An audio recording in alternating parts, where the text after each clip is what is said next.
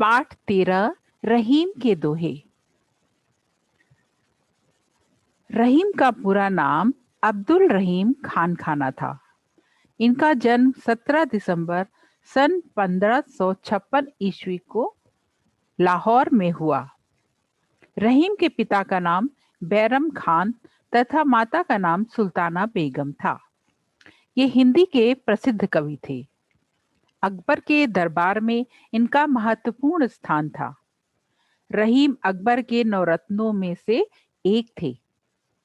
गुजरात के युद्ध में शौर्य प्रदर्शन के कारण अकबर ने इन्हें खान खाना की उपाधि दी थी। रहीम अरबी, तुर्की, फारसी, संस्कृत और हिंदी के अच्छे ज्ञाता थे। इन्हें ज्योतिष का भी ज्ञान था। रहीम की 11 रचनाएं प्रसिद्ध है। इनके काव्य में मुख्य रूप से श्रृंगार, नीति और भक्ति के भाव मिलते हैं। 70 वर्ष की उम्र में सन 1627 ईस्वी में रहीम का देहांत हो गया। अब पढ़ते हैं दोहे और उनका अर्थ। दीन सबन को लखत है, दीनहि लखै न कोय।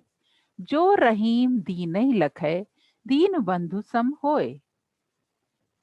इनके शब्दों के अर्थ हैं। दीन का अर्थ है दुखी, सबन का अर्थ है सब, लखत का अर्थ है देखना, लखै का अर्थ है देखना, कोय का अर्थ है कोई, दीन बंधु का अर्थ है ईश्वर, सम का अर्थ है समान, होय का अर्थ है होना। भावार्थ। दीन दुखी व्यक्ति सबकी ओर सहायता की आशा से देखता है। रहीमदास जी कहते हैं कि दीन दुखी व्यक्ति सबकी ओर सहायता की आशा से देखता है, जबकि उन्हें कोई दया की दृष्टि से नहीं देखता। जो दीन दुखी पर दया करता है, उनकी मदद करता है, वह ईश्वर के समान होता है। दीन सबन को लखत है, दीने लखै न कोय। यानी दीन दुखी व्यक्ति सबकी ओर सहायता की आशा से देखता है, जबकि उसको कोई भी नहीं देखता, कोई भी दया नहीं करता। जो रहीम दी नहीं लखाए, जो दीन दुखी पर दया करता है, लखै यानी दया करता है, दीन बंधु सम होय, उनकी मदद करता है, वह ईश्वर के समान होता है। अगला दोहा। ससी संकोच साहस सलिल, मान स्नेह रहीम। बढ़त बढ़त बढ़ जात है, घटत घटत घटसीम। इनका शाब्दिक अर्थ देखें। ससी का अर्थ है चंद्रमा, संकोच का अर्थ है हिचक होना, साहस का अर्थ है हिम्मत, सलिल का अर्थ है पानी, मान का अर्थ है सम्मान, स्नेह का अर्थ है प्रेम, बढ़त का अर्थ है बढ़ना, बढ़ जात का अर्थ है बढ़ जाना, घटत का अर्थ है घटना, घटी का अर्थ है घटने की, सीम का अर्थ है सीमा या हद। अब भावार्थ देखें। रहीमदास जी बताते हैं, ससी सकोच साहस सलिल मान स्नेह रहीम, कि चंद्रमा, संकोच, साहस, जल, सम्मान और स्नेह ये सब सदा एक जैसे नहीं रहते। बढ़त बढ़त बढ़ जात हैं, घटत घटत घटसीम। ये जब बढ़ते हैं तो बढ़ते ही जाते हैं, और जब घटते हैं तो समाप्त हो जाते हैं। कौन कौन? चंद्रमा, हिचक यानी संकोच, साहस, जल, सम्मान और स्नेह। जब ये बढ़ते हैं तो बढ़ते ही जाते हैं। चंद्रमा बढ़ता है तो बढ़ता ही जाता है। संकोच अगर आदमी के इंसान अंदर है, या साहस है, या स्नेह है, या सम्मान है, तो वो बढ़ता ही रहता है। इसी तरह से जल भी अगर बढ़ने लगता है तो बढ़ने लगता है। लेकिन जब ये घटने लगते हैं तो घटते घटते एकदम समाप्त हो जाते हैं। इन पर ध्यान दीजिएगा, इन बातों को। अगला दोहा। रहीमन पानी राखिए, बिन पानी सब सून। पानी गए न उबरे, मोती मानुस चून। शब्दार्थ देखते हैं। पानी यानी सम्मान, यहाँ पानी के 3 अर्थ हैं, एक सम्मान, एक चमक और जल। राखी यानी रखना, सून यानी व्यर्थ या बेकार, उबरे यानी उभरना, उबरना या उभरना, मानुष यानी मनुष्य, चून यानी आटा। भावार्थ। रहीमदास जी कहते हैं, रहीमन पानी राखिए बिन पानी सब सून। रहीमदास जी कहते हैं कि जीवन में पानी आवश्यक है, पानी के बिना सब सूना है, सब व्यर्थ व्यर्थ है, बेकार है। यदि पानी समाप्त हो जाए तो मोती, मनुष्य और आटा तीनों को उबारा नहीं जा सकता, यानी इन तीनों का महत्व समाप्त हो जाता है। यहाँ पानी के 3 अर्थ हैं, मोती में चमक, मोती में पानी का अर्थ चमक से है, मनुष्य के लिए इज्जत सम्मान से है और आटे के लिए जल से है। यानी ये तीनों चीज पानी के बिना बेकार है, व्यर्थ हैं। एकै साधे सब सधै, सब साधै सब जाय, रहीमन मूलै सींचिबो, फूलहि फलहि अघाय। शब्दार्थ देखते हैं। एकै का अर्थ है एक बार, साधय का अर्थ है पूरा करना या साधना, सधय का अर्थ है पूर्ण होना, जाय का अर्थ है होना, मूलय का अर्थ है जड़, सींचिबो का अर्थ है सींचना, फूलय का अर्थ है फूलना, फलय का अर्थ है फलना, अघाय का अर्थ है तृप्त होना। भावार्थ। एकै साधे सब सधै, सब साधे सब जाय। रहीमदास जी कहते हैं कि अपने सभी कार्य एक एक करके करने चाहिए, यानी एक ही साधे, एक कार्य को यदि साध लिया जाए तो सब साधे सब जाए। यानी एक कार्य कहते हैं कि अपने सभी कार्य एक एक करके करने चाहिए। एक साथ कई कार्य आरंभ करने से कोई भी कार्य पूर्ण नहीं होता। यानी एक ही साधे सब सध है, सब साधे सब जाए। एक साथ कई कार्य आरंभ कर ले तो पूरे नहीं होगा। यानी सब साधे सब जाए, सबको करने से सारे काम नहीं होंगे। रहीमन मूलय सींचिबो, फूलय फलय अघाय।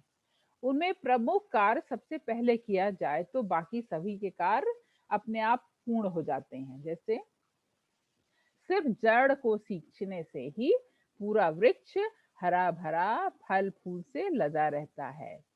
यानी मूलय सींचिबो, रहीमन मूलय सींचिबो। रहीमदास जी कहते हैं कि वृक्ष को जड़ से अगर सींचा जाए तो वह फूल फल देता है। इसी तरह से एक कार्य को, अगर एक जो मुख्य कार्य है उसको सबसे पहले पूर्ण किया जाए तो बाकी सभी कार्य उसके साथ साथ पूर्ण होने लग जाते हैं।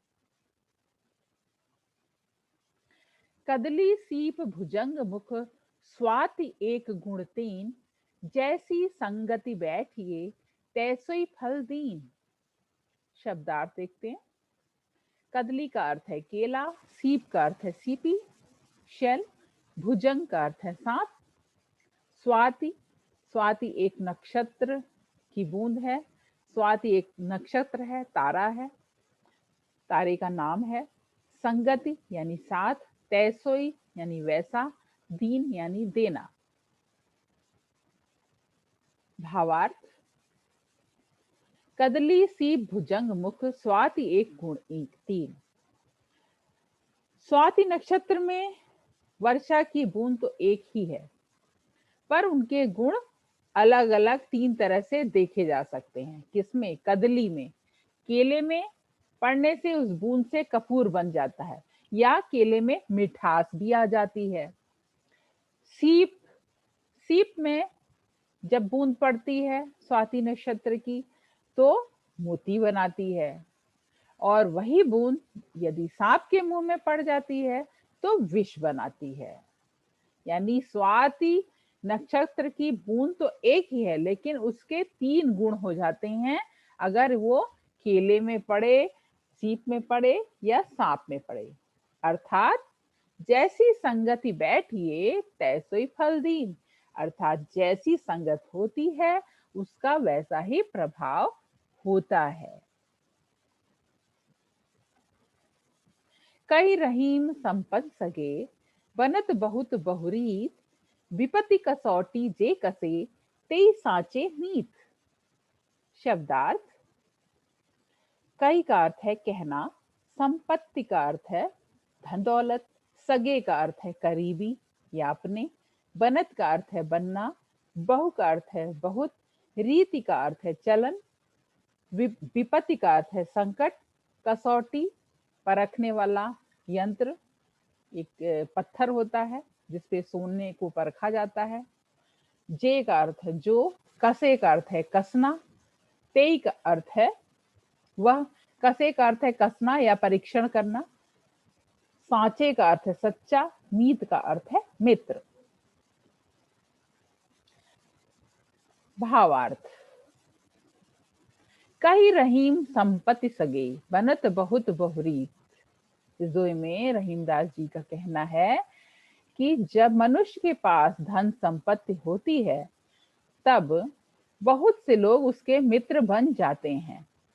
विपत्ति कसौटी जे कसे, लेकिन यदि संकट की कसौटी में उसे कसा जाए, उन लोगों को कसा जाए, तो सच्चे मित्र का पता चलता है। यानी जो संकट के समय साथ देते हैं वही सच्चे मित्र कहलाते हैं। यानी जैसे सोने को कसौटी में कस के पता, कसौटी पर परख के पता चलता है कि सोना असली है या नकली, उसी तरह से मित्र को विपत्ति यानी संकट की कसौटी पर अगर परीक्षण किया जाए मित्रों का, तो सच्चे मित्रों का पता चलता है। कैसे? जो संकट में साथ देते हैं वही सच्चे मित्र कहलाते हैं।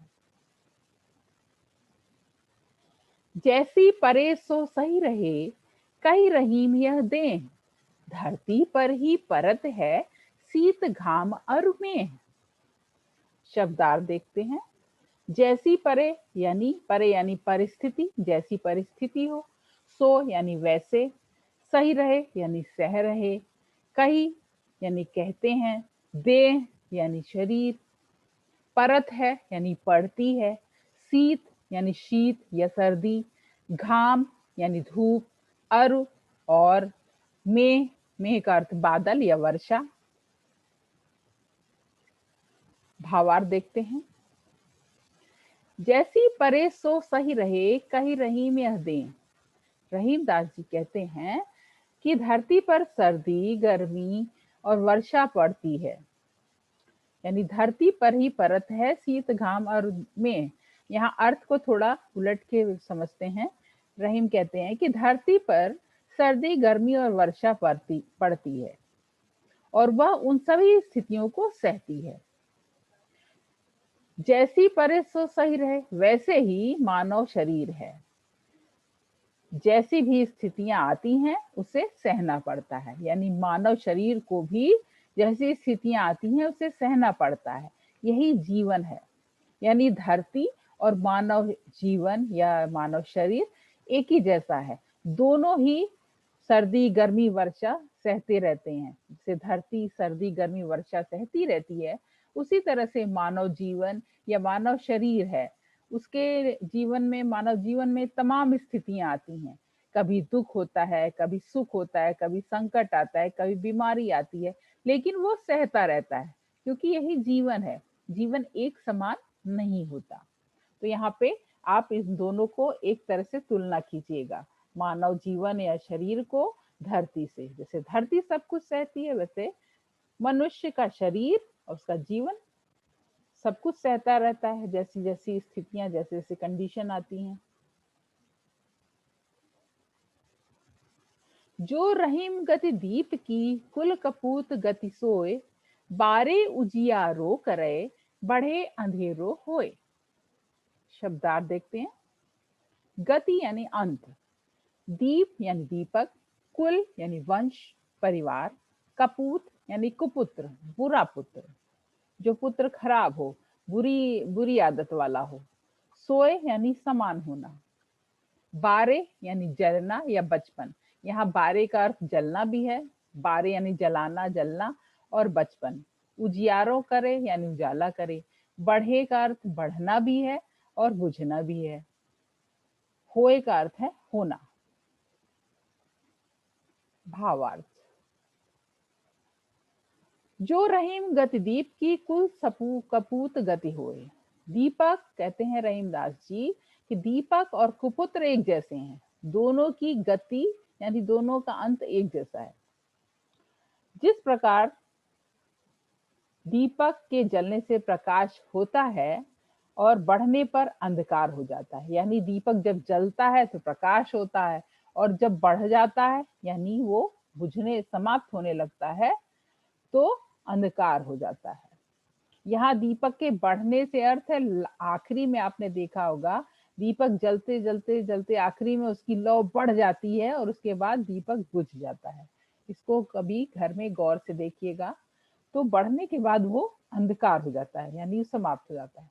वैसे ही कुपुत्र यानी जो किसी का पुत्र, किसी की संतान बुरी संतान हो, यहाँ पुत्र से मतलब नहीं है, यहाँ पुत्र से मतलब संतान से है, कोई भी संतान चाहे लड़की हो या लड़का। तो वैसे ही कुपुत्र तभी तक घर का उजाला करता है जब तक वह छोटा रहता है। अगर कोई बुरी संतान हो, कोई दुष्ट संतान हो, तो जब तक वो छोटी रहती है तब तक तो ठीक रहता है, सबको अच्छा लगता है।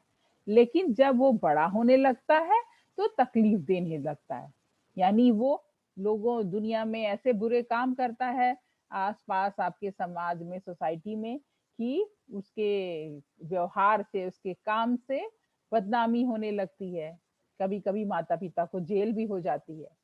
तो इस बात को ऐसे समझिएगा, दीपक और कुपुत्र एक जैसे, यानी दोनों अगर जलते हैं तो प्रकाश देते हैं, यानी शुरू में दोनों से उजाला होता है लेकिन अंत समय में दोनों तकलीफ देते हैं। दीपक के अंत होने पर अंधकार हो जाता है और कुपुत्र जब बड़ा होता है तो वो तकलीफ देने लगता है, परेशान करने लगता है। टूटे सुजन मनाइए जो टूटे सौ बार, रहीमन फिर पोहिए टूटे मुक्ता हार। शब्दार्थ देखते हैं। टूटे यानी रूठे हुए या नाराज हो गए। सुजन, यहाँ टूटे का अर्थ रूठना भी है और टूटना भी है। सुजन यानी प्रियजन, हमारे जो अपने हैं, सगे संबंधी। मनाइए यानी मनाना। पोहिए यानी पिरोना, जैसे आप सुई धागा लेके उसमें मोती के करके पिरोते हैं, उसको पिरोना बोलते हैं। मुक्ताहार यानी मोतियों की माला। भावार्थ, टूटे सुजन मनाइए जो टूटे सौ बार। रहीमदास जी कहते हैं कि जिस प्रकार मोतियों की माला टूट जाए तो उसे बार बार पिरोया जाता है, वैसे ही रहीमन फिर पोहिए टूटे मुक्तार, वैसे ही स्वजन नाराज हो जाएं तो उन्हें सौ बार भी मनाना चाहिए क्योंकि वे हमारे अपने हैं। तो यहाँ पे इन दोहों में आप देखेंगे कभी पहले दोहे का अर्थ शुरू में कहा जाता है, कभी आखिरी का। तो ये दोहा समझने का है क्योंकि ये भाव है, हम इसका शाब्दिक अर्थ नहीं लिख रहे हैं, हम इसके भाव अर्थ लिख रहे हैं, यानी वो दोहे में क्या बात कही गई है।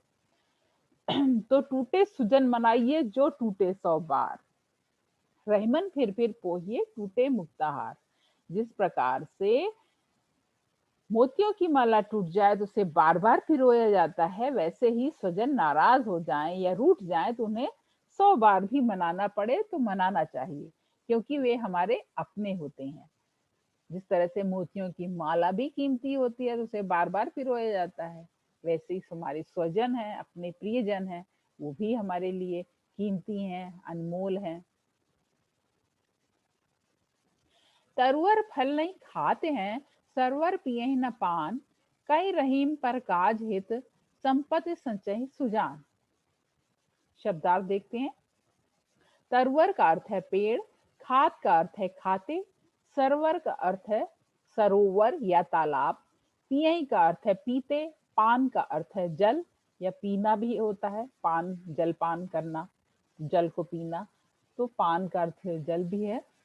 पर का अर्थ है दूसरों, काज का अर्थ है काम, हित का अर्थ है भलाई, संचय का अर्थ है इकट्ठा करते हैं, सुजान का अर्थ है सज्जन या अच्छे लोग। अब इसका भावार्थ देखते हैं। तरुअर फल नहीं खात हैं, सरवर पिए न पान। रहीमदास जी कहते हैं मनुष्य में परोपकार की भावना होनी चाहिए। जिस तरह से तरुअर फल नहीं खाते हैं, पेड़ कभी स्वयं अपने फल नहीं खाते, सरवर पिए न पान, तालाब कभी अपना पानी नहीं पीते, उसी तरह से कई रहीम पर काज हित, संपत्ति संचय सुजान। उसी तरह सज्जन लोग दूसरों के हित के लिए संपत्ति इकट्ठा करते हैं।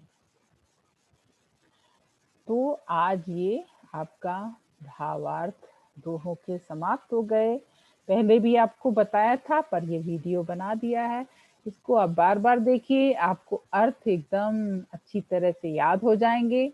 तो परीक्षा में कहीं से कुछ भी प्रश्न पूछा जाए तो आप उनके उत्तर लिख सकेंगे। अच्छा, भावार्थ के मतलब जो है अलग अलग तरीके से समझाया जाता है। मैंने आपको ग्रुप में समझाया, वो भी सही है, और यहाँ पे भी है। जो उसके मतलब भाव समझना, मतलब समझ जाना, ये होता है भावार्थ। तो अब ये यहीं पे पाठ को विराम देते हैं।